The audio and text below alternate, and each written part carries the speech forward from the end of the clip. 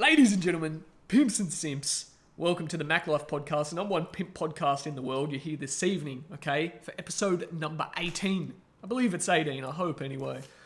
Today has been, I don't get stressed, but it has been what people would perceive to be a stressful day, and it brings us to the first topic, and this is a quote you've probably heard before, okay, but I can tell you now most people don't reflect on this. I live an extremely minimalistic lifestyle, and don't mix minimalistic with being a cheap ass, okay? I like expensive shit, but I don't like much of it. Or I'll buy expensive shit, okay? Have it, and then I'll buy cheaper shit, like a shirt or whatever, and then I'll throw it out each week and buy a brand new one. But I don't like to own many things, and there's a reason why. And there's a very cool quote, and that's that the things you own eventually own you, okay? The things that you own take up your time, and I try to explain this concept with people about hiring teams as well. Even this works if you operate other businesses in the back end. They take some portion of your attention. They take some portion of your time. Today, where it could have been spent focusing solely on my business, I have a new watch coming, which I'm excited about, but the fuck around has been immense because it had to come from overseas, okay? Then I had to, have someone there to collect it.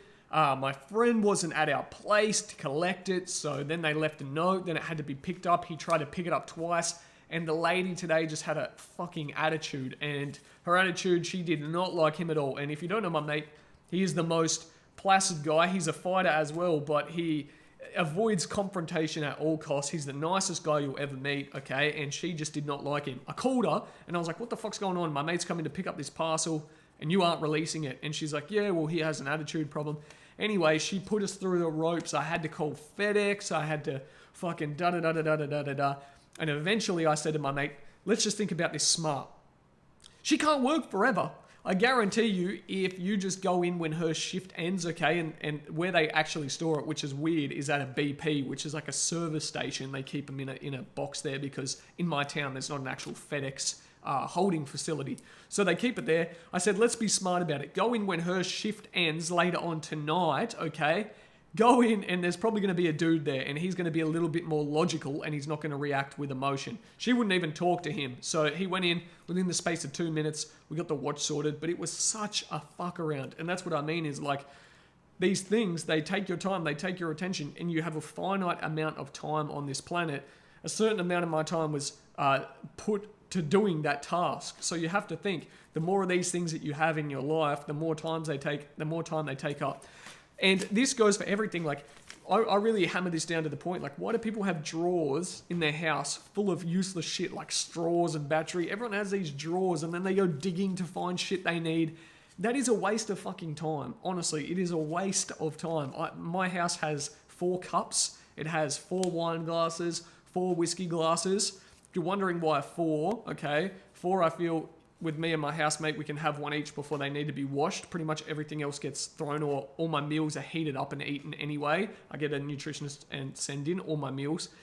And then any additionals, okay, we just use disposable cups when we have parties or whatever else. But the point I'm trying to make is that what you own ends up owning you. So choose your time very carefully. I've actually just smashed a few good fucking whiskeys. These Invisaligns, okay, are fucking annoying because I have to time when I can eat things. I can only eat 3 times a day, and I don't want to waste precious minerals and calories that I could be getting in those times, filling them with whiskeys. So I have to eat as much as humanly possible. And then while I'm fucked, I have to just push the whiskey down. And if you're asking, why don't you just not drink whiskey? Why are you listening to this podcast, okay? This is the Pimp Podcast. We're here to drink whiskey. We're here to have fun.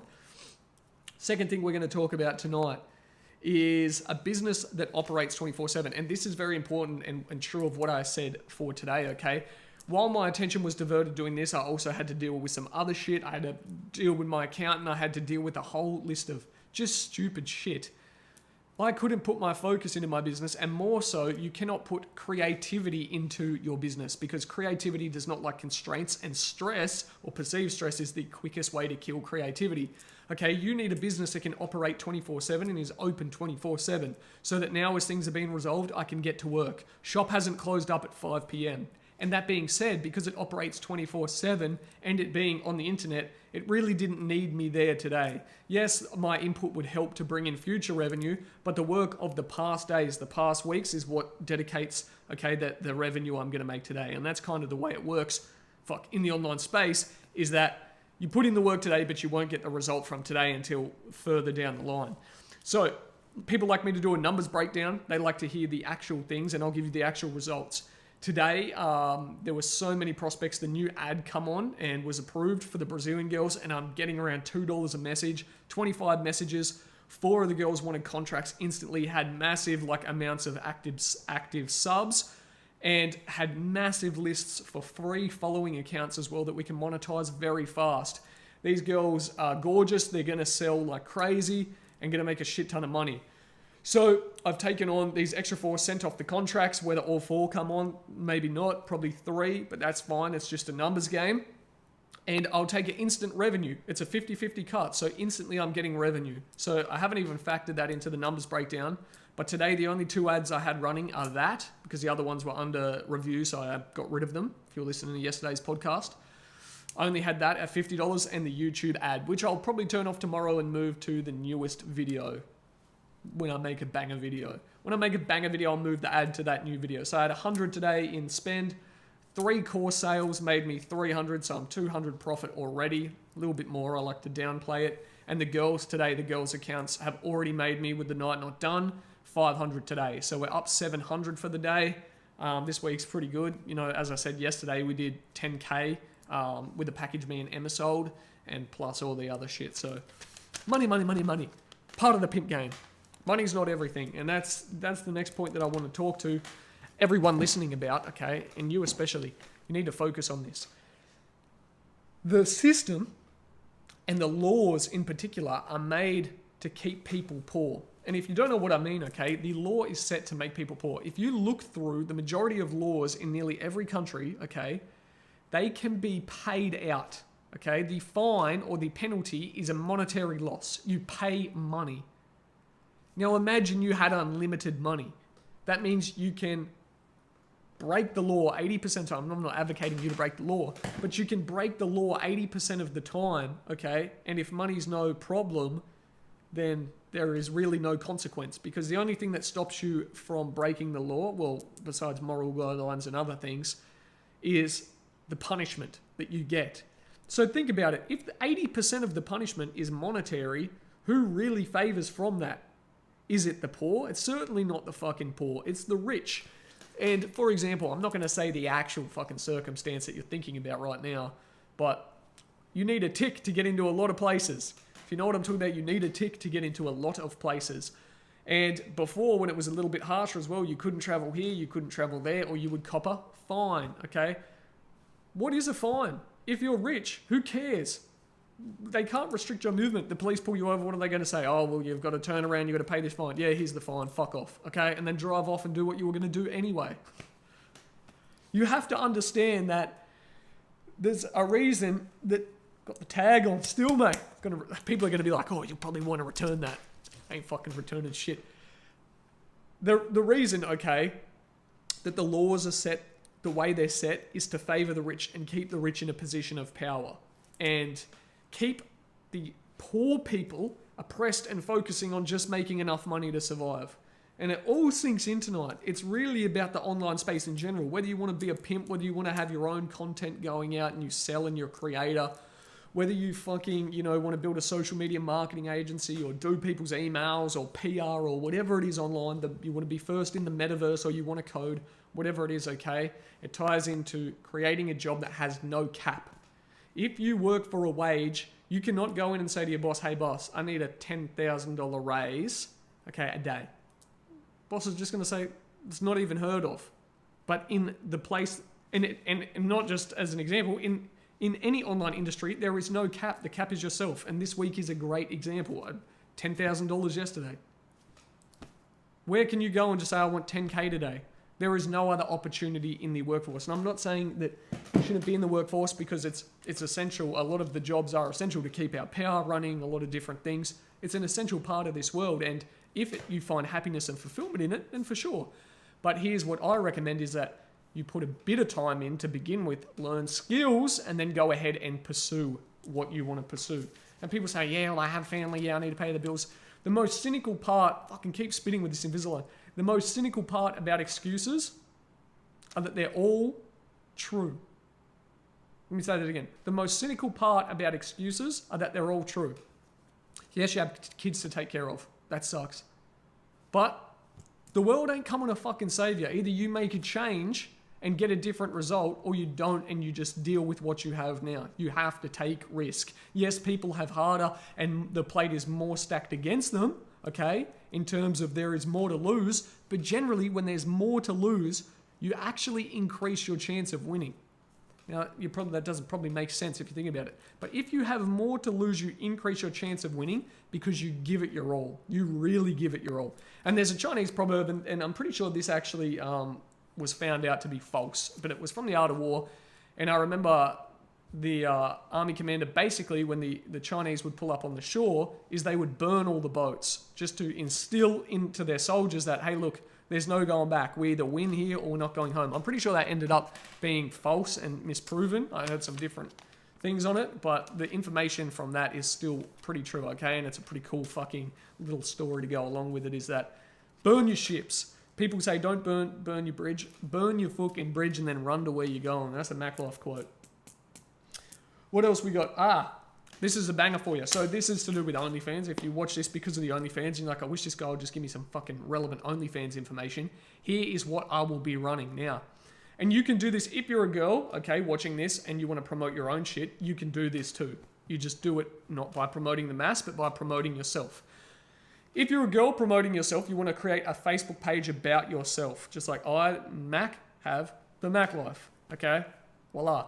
If you are a OnlyFans manager, you want to go ahead, like I have, and create a page like the Mac Mansion or whatever your company name is, or if it's you, you can use yourself. Create your page and create a group. Now, it's super easy. I don't need to show you how to do this shit. Go ahead, create a Facebook page, create a Facebook group, link the two.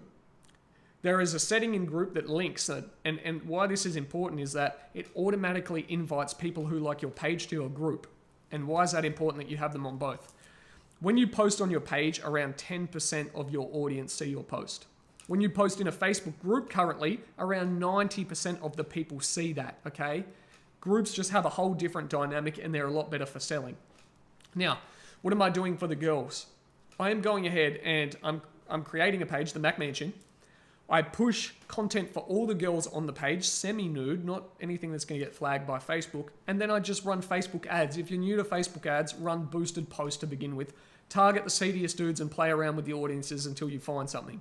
What's going to happen is you're going to get a shit ton of post likes. You want to target engagement, okay, because you want a shit ton of post likes. Anyone who likes the post, you can actually click on who like this and then go through and hit invite. You'll invite all those people to your page and then a portion of them will go across to your group as well. Now, in the group, you want to give away little bits of content and then every now and then put a plug in and say, da-da-da-da-da, check out my thing, okay? Let dudes comment, let dudes whatever. Make sure that you have the no spam rules. You understand how to do this shit. You're not stupid. Make sure there's no spam rules. You can filter posts so that no one else can post or their posts have to be approved, okay? But you are going to drive a shit ton of seedy dude traffic. We're going to call it SDTs. You are going to get SDTs, okay, not STDs. You're going to get SDTs, CD dude traffic, to your posts. You're going to drive them across to your group and then you're going to promote. If you're a girl, this is going to be fantastic because you're building an asset, okay? You're building a page, a community that you can constantly promote to in the future. Think long term. If you want to sell used panties, you can push them in there as well. If you want to move on to other shit, selling, a fucking NFT of your titties, if you want people to squeeze your metaverse titties, okay, you can promote into the future as things change. You've built a community, which is the most important asset you can have. If you're a manager for girls' accounts, you are building two assets at once. You're building an asset, okay, that you can use to promote all of your girls, okay? You can push all the subs to all the different girls' accounts, but you're also building an asset that has some level of exit potential, meaning that if someone wants to come in and buy, okay, your OnlyFans management and it's not branded to yourself and you've branded it to something else, okay, you have exit potential. You can sell that and that is a tangible asset. You can say, look, this page has, 10,000 followers. We have 8,000 group members. One post in the group gets this much engagement, and this translates to this much money. Okay, if you were to sell different things, they get the gist of it, obviously, if they're willing to pay for it. But you're building an asset that has exit potential. I think we have pretty much covered everything tonight besides one last topic, which is minimizing information. Continuing to follow that path. I'm feeling smooth. Okay, I've minimized the input, as I said from yesterday, just down to Alex, my mentor in mindset. That is all the information that I'm taking on. And then specific information for skill. So if I'm increasing my YouTube and I need to know how something works, I go ahead and do it. But the majority of learning takes place from experimentation. And this is why people don't succeed really, is they want every little single tactic and they want it to work for them. The algorithm works differently for different people. Different people get different results, and things change daily. The best skill you can learn are the fundamentals of business, and to understand, and like I just gave you a method then, but this foundational skill is more important, and that's to be an experimenter.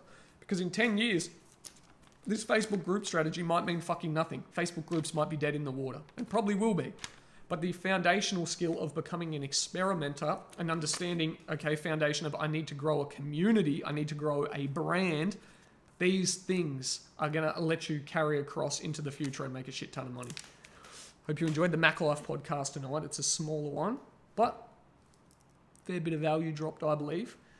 If you enjoyed, hit the subs. I appreciate everyone that's been commenting as well. I know I look at it, and I think the information that I drop, it's crazy. I barely get any comments.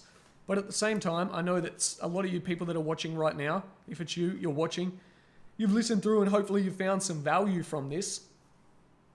You probably just don't comment, and that's fine with me. Maybe you even watch and you're like, fuck it. But I know where this channel is going. It's crazy. It will be at 100K by the end of next year. I guarantee you that. I have some little secrets lined up with different exciting people, so wait and see who will be coming on board for the podcast. But that's all I have for tonight. Leave a comment. Let's connect. Leave a damn comment.